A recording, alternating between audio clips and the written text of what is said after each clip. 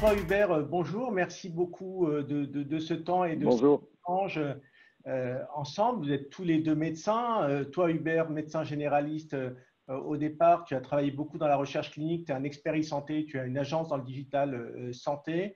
Et toi, Jean-François, tu as eu tout un parcours, tu es médecin cardiologue, tout un parcours, notamment au niveau des institutions et de la HAS. Et aujourd'hui, tu es vice-président de la Fédération française des diabétiques. Vous êtes réunis tous les deux aujourd'hui pour une plateforme dont vous allez me parler, qui s'appelle moncovid19.fr, qui est une plateforme de recueil de témoignages patients qui ont eu le coronavirus et qui servira à terme pour faire de la recherche. Est-ce que vous pouvez m'en parler? D'où est venue l'idée et qu'est-ce qui vous a réunis sur cette plateforme? Alors oui, merci, merci Lionel. Et effectivement, InAdvance est une agence digitale santé et depuis 3 semaines, quand cette crise est arrivée, on s'est dit qu'il y avait effectivement quelque chose à faire. On a vu deux choses. On a vu d'une part beaucoup de patients qui avaient un besoin de communiquer et de témoigner sur la maladie sur des réseaux sociaux. Et puis effectivement une importance énorme des données en vie réelle sur le vécu de la maladie, sur les symptômes, avec une maladie qui évolue beaucoup et finalement dont on sait peu de choses. Et on s'est dit qu'il y avait peut-être un intérêt pour ces patients à témoigner, à déposer une vidéo témoignage quotidienne dans un environnement très sécurisé pour pouvoir permettre ultérieurement des recherches de tout type, épidémiologiques, sociologiques, pharmaco-épidémiologiques, sur cette maladie. Donc on a eu cette idée, on a décidé de le développer par nous-mêmes et de réunir autour de nous rapidement un comité scientifique pluridisciplinaire et voilà. Et Jean-François a été un des premiers à accepter très gentiment de partir avec nous dans cette aventure. Qu'est-ce qui t'a attiré justement, Jean-François, dans cette aventure? Qu'est-ce qui a fait que tout de suite tu es embarqué là-dedans? D'abord, c'est en tant que diabétique que je suis à la Fédération française des diabétiques. Et le poste auquel j'occupe actuellement, en succession de Gérard Raymond, c'est pour porter ce qu'on appelle le plaidoyer, la parole des diabétiques, mais c'est surtout pour aider et accompagner les patients diabétiques. Ça fait partie des missions de la Fédération. Et nous avons besoin, pour ça, pour les accompagner, d'avoir un substrat de connaissance de leur maladie. C'est la raison pour laquelle nous avons développé au sein de la Fédération française des diabétiques, à l'IV Lab, le Diabète Lab, qui nous permet d'enrichir notre connaissance des comportements, des attentes, de l'expérience des patients. Et donc, il nous est tout de suite apparu que dans cette crise-là qui frappe beaucoup les diabétiques, parce que quand on regarde les statistiques, on voit que dans les comorbidités, la première, c'est la pathologie cardiovasculaire, la deuxième, c'est le diabète, et il y a des chiffres très alarmants qui laissent penser que 30% des diabétiques en réa vont mourir. Donc, il faut corriger tout ça. Donc, ça donnait une très grosse angoisse à tous les patients diabétiques. Et donc, il nous est apparu que tout ce matériel qui allait pouvoir être récupéré, gardé, conservé, pourrait après être quelque chose d'extrêmement utile pour mieux apporter des services ultérieurs et mieux comprendre quelles étaient les angoisses, les problématiques dans cette période extrêmement particulière qui est d'être confiné, malade, chez soi, avec des médecins qui, pour la première fois, vous disent c'est pas trop grave, restez chez vous, surtout ne venez pas chez vous. Vous imaginez ce que ça donne comme pression d'anxiété chez des gens qui ont déjà d'autres pathologies. Donc c'est tout ça qui nous a passionnés et vraiment convaincus immédiatement de participer à ce projet. Donc Hubert, dans le process, je vais sur la plateforme moncovid19.fr, je m'inscris. Qu'est-ce qui se passe à partir de là? Qu'est-ce que je dois faire? Alors, juste, je commençais par dire que cette plateforme est très, très sécurisée. Donc, tout est hébergé chez un hébergeur agréé de données de santé. Et la création du compte suppose effectivement le consentement à ce que les données soient traitées. Et donc, les choses sont très, très bordées sur ce plan-là. C'est un peu dans notre ADN chez InAdvance, la sécurité et le réglementaire. Donc, on a mis beaucoup de notices, de mentions d'information et de précision sur ces aspects-là. Donc, effectivement, on se crée un compte de manière sécurisée. À chaque fois qu'on se connecte sur la plateforme avec son identifiant et son mot de passe, on reçoit un code OTP, un one-time password sur son téléphone portable ou par email pour s'authentifier. Et après, les choses sont très simples. On remplit un mini questionnaire de santé avec 20 questions sur c'est quoi mon âge, mon sexe, mon poids, ma taille, est-ce que je suis diabétique, pas diabétique, est-ce que j'ai des maladies à risque, etc. Et puis, après, on enregistre une vidéo quotidienne, si on le souhaite, sur ce que l'on ressent, sur ses symptômes, sur sa prise en charge thérapeutique. J'ai fait un petit tutoriel pour les patients, pour leur expliquer effectivement comment ils pouvaient procéder. Mais c'est très très libre et l'intérêt c'est justement que ce soit très très ouvert. Et donc on propose aux patients d'enregistrer une vidéo de manière quotidienne jusqu'à la guérison. Et après les patients sont informés que ces données peuvent potentiellement servir à la recherche et à chaque fois qu'il y aura une étude dans 2 mois, 3 mois, 4 mois, que sais-je, les patients auront le droit de s'opposer sur chaque étude à ce que les vidéos soient transmises aux chercheurs. Et toutes les études seront soumises au comité scientifique qui en validera le bien fondé, l'intérêt public, évidemment, les critères méthodologiques. Et donc, chaque étude sera proposée à chacun des patients. Et les patients pourront s'opposer à ce que les données soient diffusées pour chaque étude. D'accord. Donc, ce n'est pas une étude sur le confinement, hein, on est bien d'accord, c'est une étude sur les patients qui ont été atteints de coronavirus. Exactement. Les patients qui ont des symptômes et qui ont une histoire à raconter par rapport à la maladie. Tout à fait. Jean-François, je suppose que vous allez relayer l'initiative au niveau de la Fédération française des diabétiques. Aujourd'hui, quel type de population vous pensez va s'inscrire à cette plateforme? Est-ce que d'abord c'est des patients coronavirus, mais ensuite, vous pensez que ça va être plutôt des diabétiques, des hypertendus? Est-ce qu'il y a des populations qui vous intéressent plus que d'autres? Nous, la population qu'on cible et qu'on contacte, ce sont et qui nous suivent surtout, qui est la population qui nous suit, ce sont essentiellement des patients diabétiques. Bien sûr, des patients diabétiques avec souvent des comorbidités. Vous savez qu'en gros, il y a les diabétiques de type 1 et type 2, 90% de type 2 avec comorbidité et puis 6-7% de type 1, puis tout le type de diabète. Mais il y a aussi tous les aidants, il y a les accompagnants, et puis il y a aussi pas mal de gens qui suivent parce qu'ils sont intéressés, parce qu'ils ont peur d'avoir du diabète et qui suivent les recommandations. Donc, on a une base de personnes, d'à peu près 10 000 personnes qui suivent régulièrement nos enquêtes, nos sites. Et donc, on ne contrôle pas après les populations qui vont être concernées et qui vont y répondre. Bon, comme l'a dit Hubert, on est dans un moment absolument tout à fait nouveau. Il y a 2 problèmes. On est avec une maladie, d'une part, pour laquelle on n'a pas de traitement avéré, on ne fait que du traitement symptomatique, et pour lequel le traitement le plus efficace, seulement démontré, c'est la distanciation sociale et les mesures barrières. Bon, point. Et en point de vue de ces mesures sociales, ça veut dire que c'est le confinement, ça veut dire que les gens restent chez eux, et comme je disais tout à l'heure, c'est une situation qui est totalement inédite.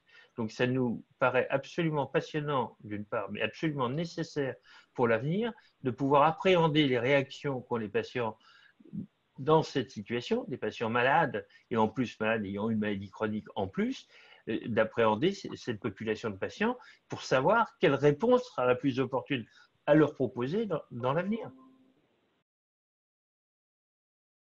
Hubert, je suis patient, j'ai eu le coronavirus il y a 15 jours, ça y est, je suis déjà guéri. Est-ce que je peux m'inscrire quand même et raconter mon histoire ou est-ce que c'est trop tard?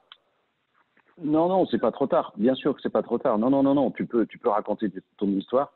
Même à 15 jours, l'expérience montre malheureusement les gens ont quand même une convalescence et les souvenirs de leur maladie sont encore vraiment là, quoi, c'est sûr. Donc non, c'est pas trop tard. D'accord. Super. D'ailleurs, la première question qui est posée dans le mini questionnaire santé, c'est depuis quand souffrez-vous? Donc on peut répondre 1 jour, 2 jours, 10 jours ou 15 jours, bien sûr. Et je précise aussi que ce qui nous intéresse, c'est vraiment d'avoir les patients les plus représentatifs possibles, les plus larges possibles, y compris ceux qui sont pris en charge en ce moment dans une structure hospitalière, clinique, privée ou publique, hein, Alors évidemment que les gens en réanimation sous oxygène et sous respirateur, ils vont pas s'inscrire sur mon Covid-19, mais il y a des gens qui sont hospitalisés dans des services de médecine spéciales Covid et qui peuvent tout à fait s'inscrire sur la plateforme.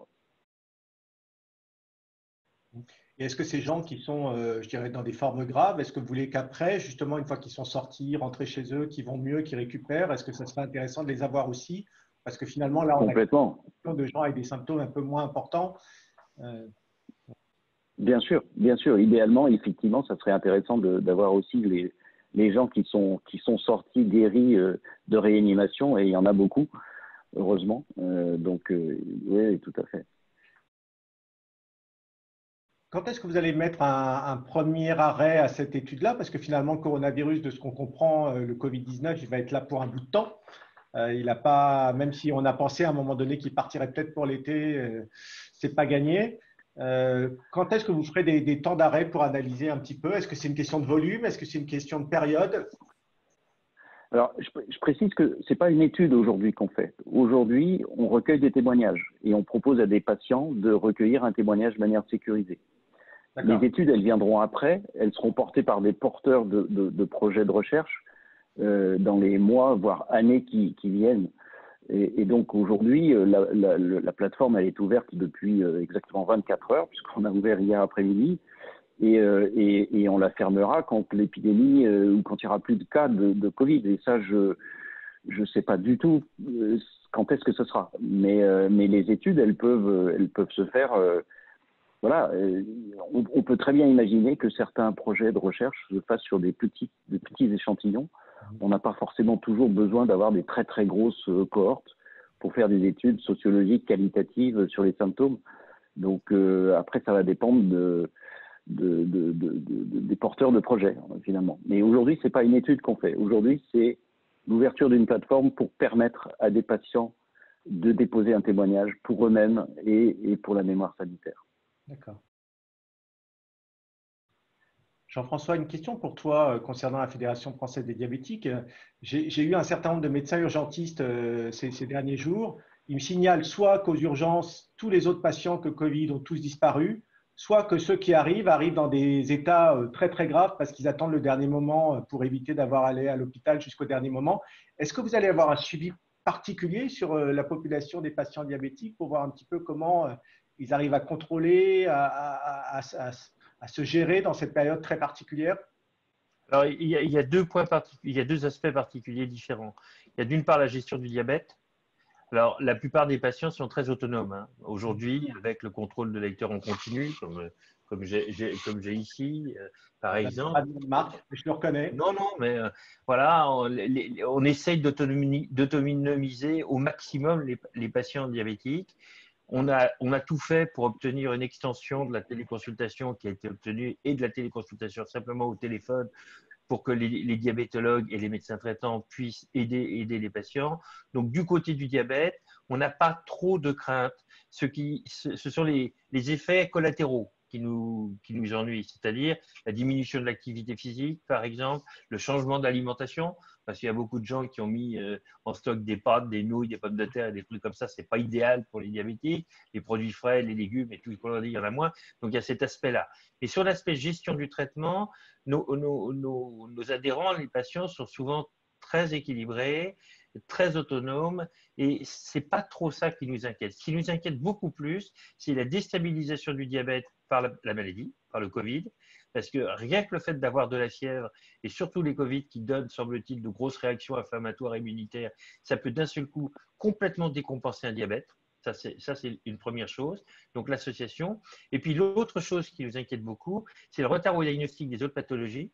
Parce que les deux tiers des diabétiques, ça meurt du cœur. Hein, ils ne meurent pas du diabète, ils meurent du cœur.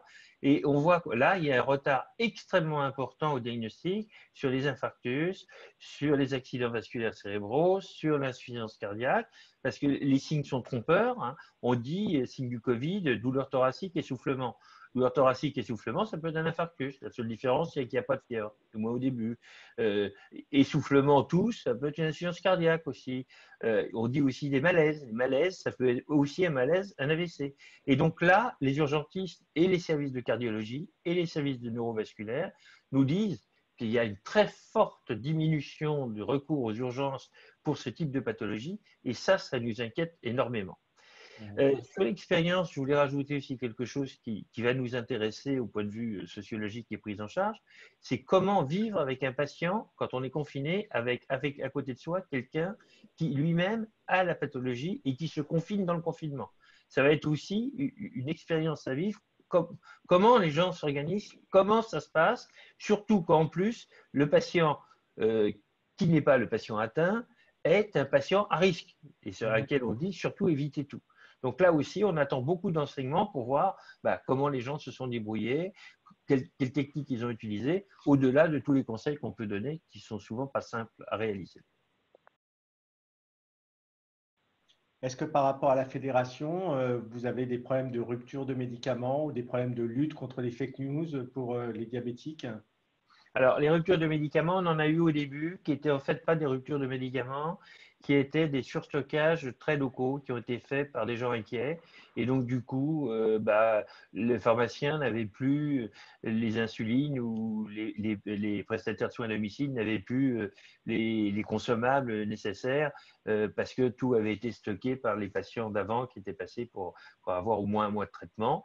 Mais ça a été réglé très rapidement. À ce jour, on est très vigilant sur cette notion. On est en lien permanent avec à la fois les industriels, que ce soit du dispositif ou des médicaments, et avec la NSM.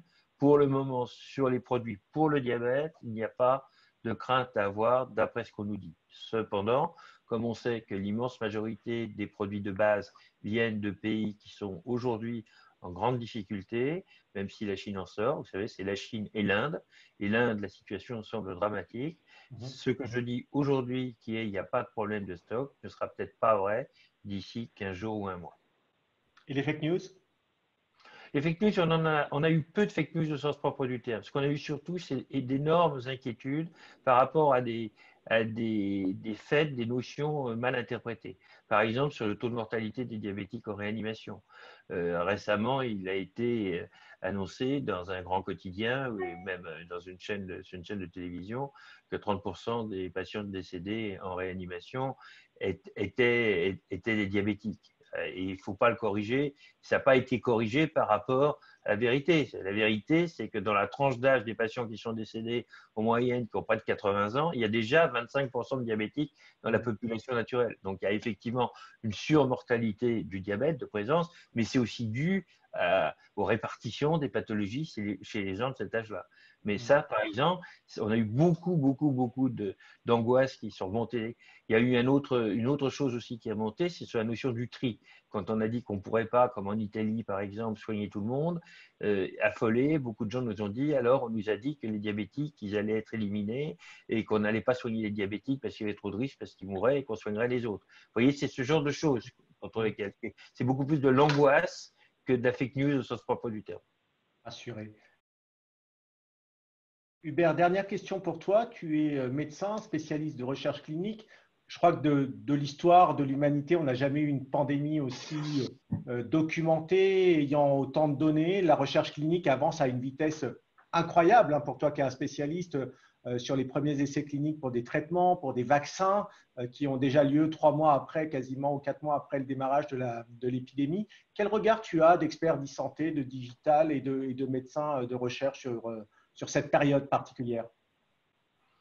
Alors, je dirais deux choses. D'abord, il y a une vertu, c'est qu'on n'a jamais autant parlé de recherche clinique, y compris dans les médias grand public, et que maintenant, la population va savoir ce que c'est qu'un essai randomisé, va savoir ce que c'est qu'une étude versus groupe contrôle, et toutes ces notions sont très très bien pour la recherche clinique et effectivement pour la participation des patients dans les essais cliniques, parce que ça peut être effectivement une difficulté.